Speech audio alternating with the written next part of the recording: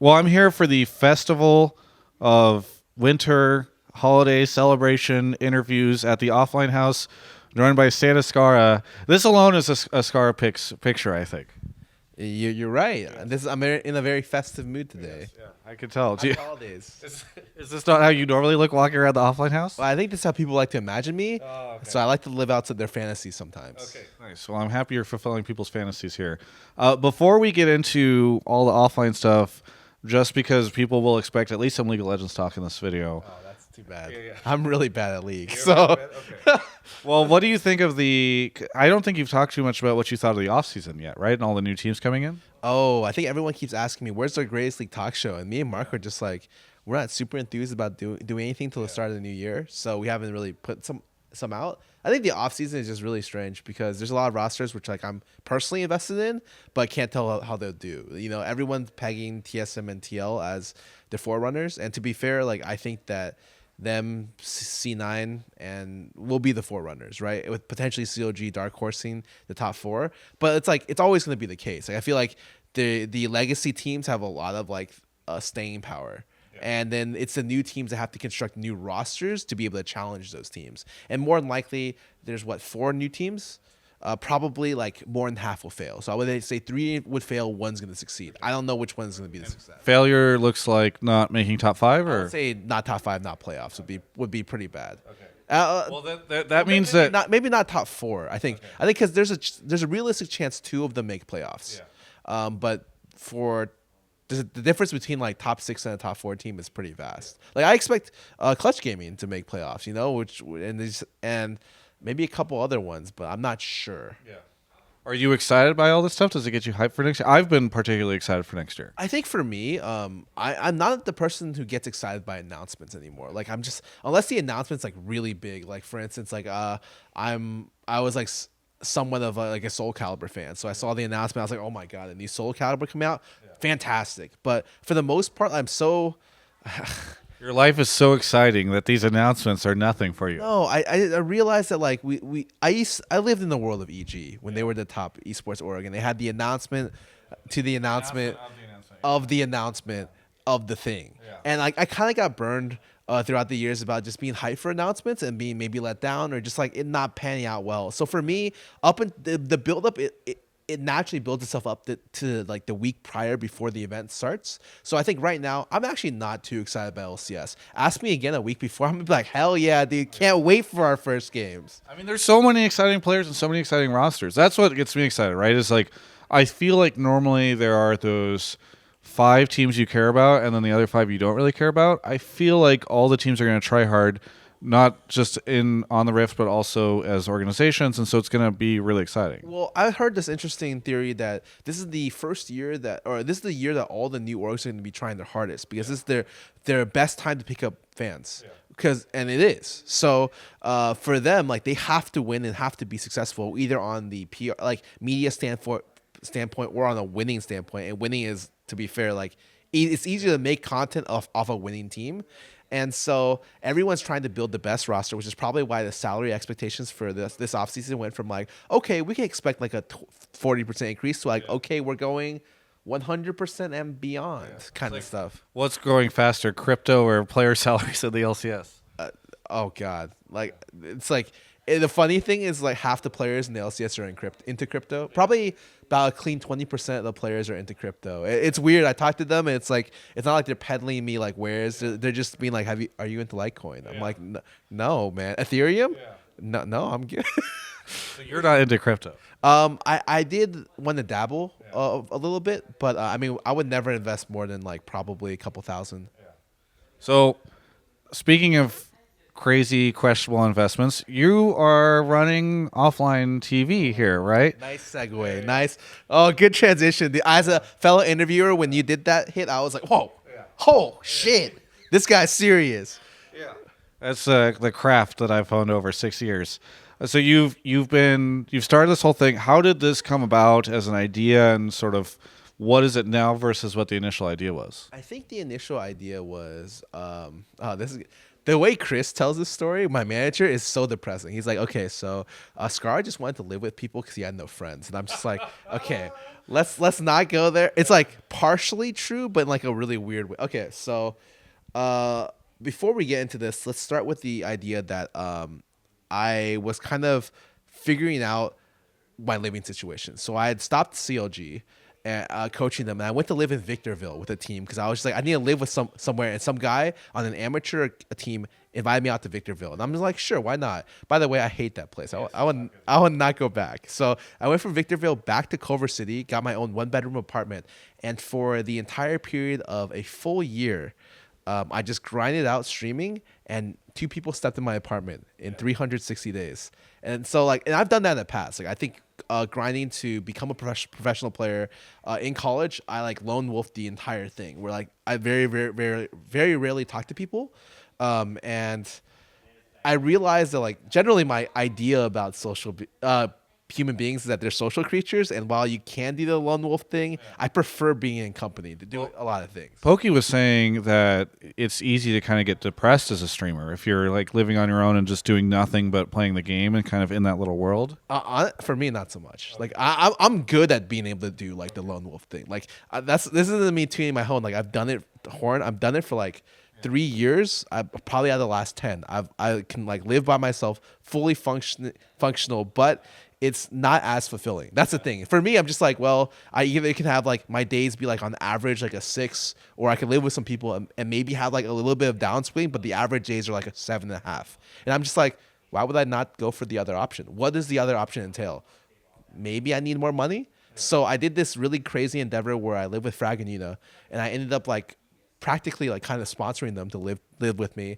Ended up not working because we wanted to make a content house, and I thought that they could be great content creators. We learned a lot of things in that process, like how living together isn't like, there's a difference between being good, like highly motivated workers, good friends, and like people who are good at life skills, and combining the 3, especially with Yuna, who had never lived outside the house before. I remember like our first day we moved in, he was just like, how do I use the washer dryer? I was like, we're gonna be here a long time. Like, but I think I failed the first year 100%. We didn't get content off the floor together. It didn't work out. So of course I did the thing that everyone does when they fail. I decided to opt for instead of a 3-bedroom, I opted for a 6-bedroom house. And I doubled down on my failure. You just need more people. Right. And so like, I was like, you know what? I'll double the investment, get a bigger house, and grab some people. And I want to make like an actual content house. I want to try for it again because especially with Pokey coming in, I was like, I really like Pokey. I think the dynamic of like me, Yuna, Pokey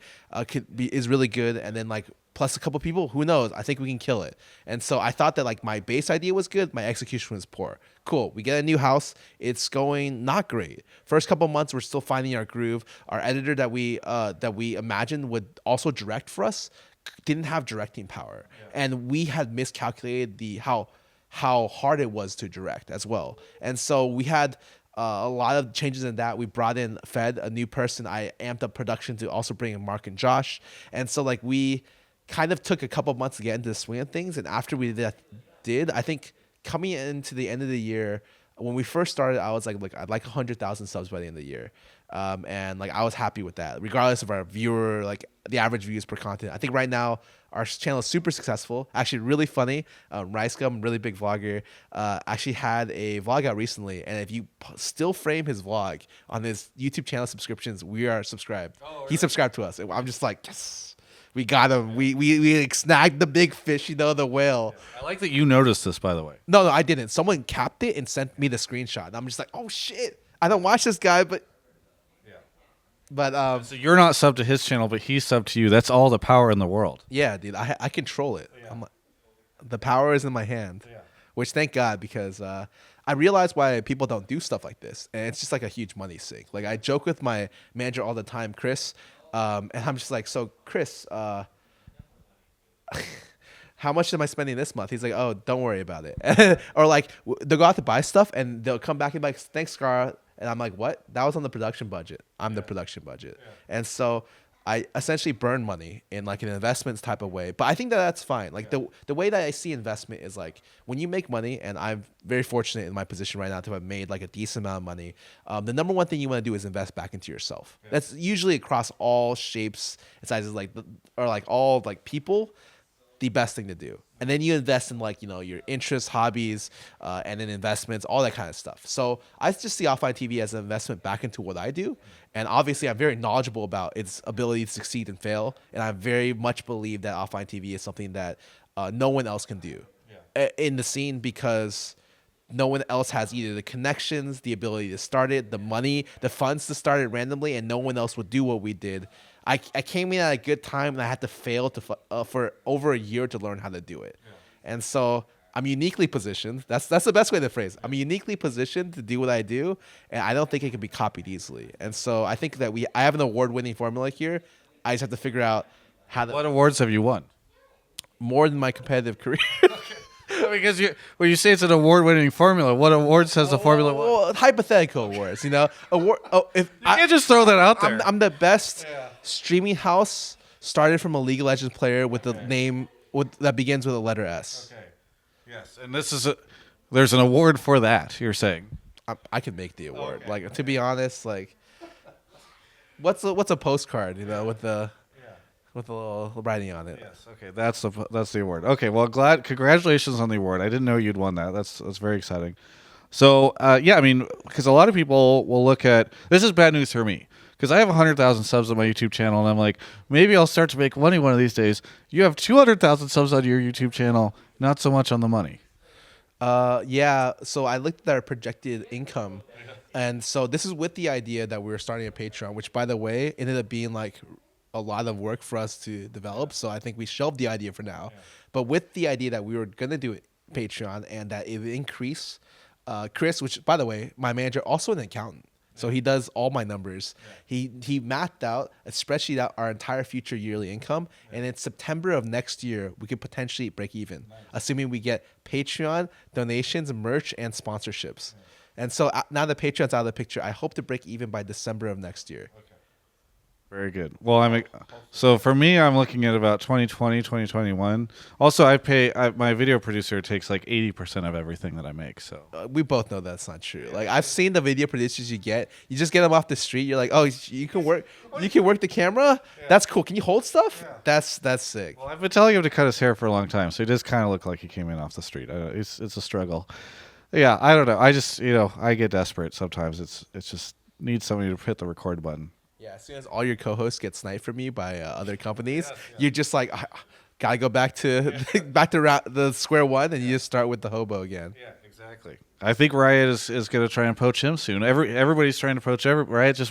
Riot wants to take everything I have and leave me with nothing. Travis, you're the number one source of scouting. Like, you're the best talent scout in the industry, and to be honest, it'd be a shame for people not to poach from you. Yes. And unfortunately, there's not. I'm not getting a cut on any of this. Anti-poaching laws for the employment you have. Maybe you should consider writing the contract you have with Broden right now, which I know you guys must have a very lengthy contract. Broden. I take him out to lunch. Sometimes that's kind of. Oh, it better at least be like Mendocino Farm. Nice stuff. Yeah, I do take him to Mendocino Farms. It's good. Oh. Yeah. I had that today. So. Yeah, no. Did you get the not so fried chicken? Yeah, I had that today. Oh, so good. Yeah. Did you get the barbecue or the mustard? I got the barbecue. Yes, I liked it. Yep, that's the right answer. Okay, cool. So you've done all this. Has it been worth it? Yeah. Okay. It's no question. Like, I would be like, would I do it again? Absolutely. Even with the idea of it's like, I think I've thrown away over 50 grand in investment into the house, and I'm like, I'd do it again. I look at my bank account, just throw it. It's actually, I looked at my bank account, I calculated after taxes, it is not nearly like as much as I expected. I was like, oh my god, like this is the first time I've ever I had to make an LLC for my business and Offline TV, because like when you generate funds, I would say over probably like 150K, it's good to look into getting a business. This is what I've been told from my colleagues, and so I got one because this is one of the first times I've been able to do that, and I'm just gonna be left with less money overall after like Offline TV appears, which I think is hurts a little bit, but I'm very happy with how it's worked out. If you were to do it again, Who would you, of the people in the house right now, would you swap out for somebody else? Woo!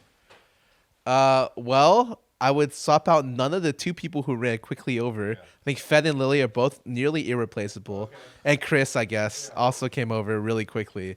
I do think that at some point Chris and Rebecca should move out because they're married, and I feel like they should be their own separate situation. But we're looking at houses with the separate back, yeah, where they can stay with us. But I'm hoping for their benefit they move out, and so with that in mind, we can maybe grab someone else. How much of a hellhole is this place going to become when they're not here to keep it together? Because my understanding is they kind of maintain it. They're like the parents. Yeah, they are. I think when they leave, like, trust me, it was a hassle for me to tell for people to remember like what day the trash was. And I have to be like, so what day is the trash? What day is it today? And people would just look at me with this blank look, and I'd be like, it's Thursday. What happens on Thursday? We throw out the trash, and they're like, oh, it's like the lights go off their head. That thing. So who all lives in the house? You have me, Pokimane, Lily Pichu, Fedmeister, our editor, Chris and Rebecca, which is my manager's wife. She actually probably does. she has the best job in the house. Sure. She makes she designs theme parks. Oh, that's cool. As an architect major, she's fantastic at doing it. Anyways, I've done that. There's a game called Roller Coaster Tycoon, so maybe I should get into that. Very similar to what she does for a living, and honestly, it's just she's very good at it. Aside from that, we also have. Did I miss anyone? We have Disguised Toast, our resident Hearthstone player. Love him. He's our newest addition. He's really, really funny. And we have, that's it. Yeah. So you said Fed, Lily, Rebecca, and Chris are all safe. Because whenever I asked you who would you remove, so that leaves Pokey or Disguised Toast. It'd be Chris and Rebecca. I told you. Oh, okay. So you would replace them. I would replace them because it's for their greater benefit to not be in a house with 7 other people. That's a safe answer. You're like, I'm replacing them for them. Oh, trust me. I had weeks to prep for this interview. I knew at some point a big publication was going to come to us and be like, I've heard about OTV. Is that what you call it? Offline TV? And I'd be like, oh, you've come to the right guy. Unfortunately, we had a small publication first, but I'm hoping for a bigger one later. I've heard that I should just keep calling it Offline TV GG. I say that to Mark all the time when he gets super tilted. That's what the Twitter handle says. If you look at like why we couldn't get Offline TV, it's this one Russian channel that's like 3 years like out of date, but they have one video that's got like 300,000 views. It's got 4 videos total. Yeah. One of them has views, and like for us to get it would take like forever. Yeah. Well, that's too bad. Other than that, any interesting stories? Oh, would you replace the dogs?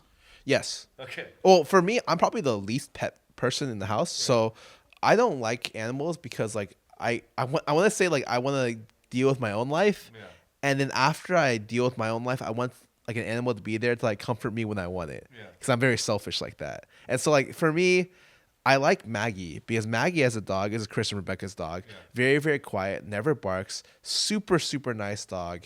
Yeah. And just like kind of like lays around for you and like you can like pet it. I love Maggie. And then Temmie, Lily's dog, is actually terrible because she's just like she's hyper enough for 2 dogs. Yeah. And I'm a one animal kind of guy. Yeah. So when Temmie is around, she just like runs all over the place, yaps all over the place, pees in some random area, poops in some random area. To be fair, she's gotten a lot better than when she first moved in, but I feel like she just takes after her owner a lot, and so is that a lot of the behavior that Lily exhibits? You'd be surprised. Okay, all right, very good. Good to know. She's standing off to the side right now, removing her makeup. I guess I don't know. Hello, Lily. Happy holidays. Yeah. All right. Any fun moments? Anything you want to recount with the offline stuff? I've been trying to get people to throw each other under the bus, but you guys are all very diplomatic. Oh, Toast wasn't very diplomatic when I heard his interview. No. He was not. But he does the Hearthstone stuff. He could stay on the sidelines and throw cards at people. Yeah. No, I actually really like everyone in the house. I think that, of course, there's some faults. I think the biggest one is just that when you have a group of people living together, and like it's just hard to keep everything very clean.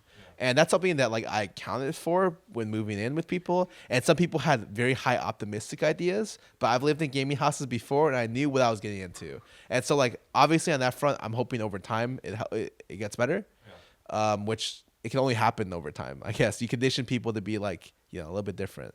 And aside from that, everything else is really cool. Like I would do everything the not the exact same way, but I'd do it all over again if I could. And I can't imagine a place I'd be than right now, right here. In this interview with me.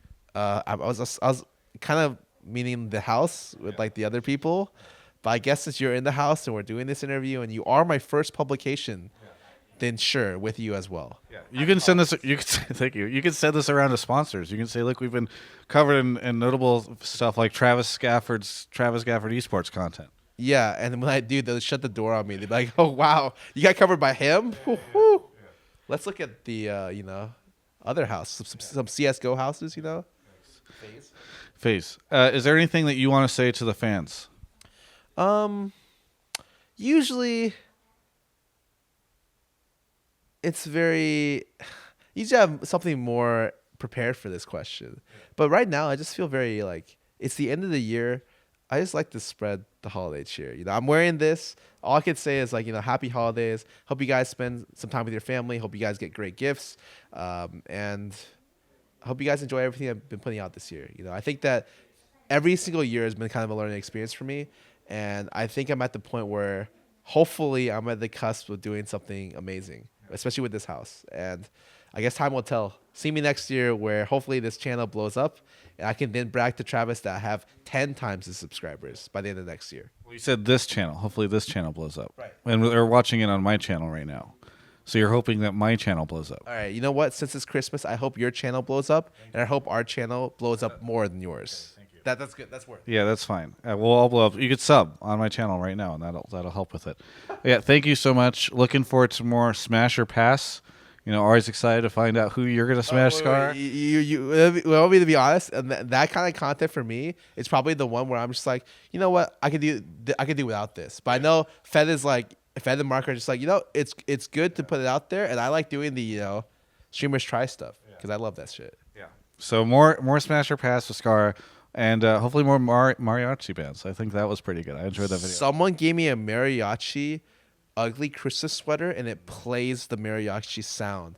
Oh my god. Can I find it? Yeah, you can find it. Is this it? Yes. I actually think this is it. Okay. Okay, yeah. Here we go. So I don't even know what's on the front. It says Festival? Festival? Fiesta. Fiesta. And you press this.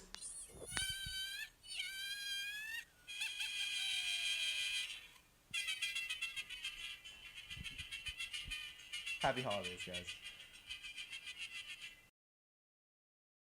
Hey everyone, at the end of Yahoo Esports, Ovly May made a commitment to me to keep helping me out on this YouTube channel, and then she bailed as soon as she could to Riot Games to get the big bucks. So if you could help me out, that would be great over at travisgaffer.com/support.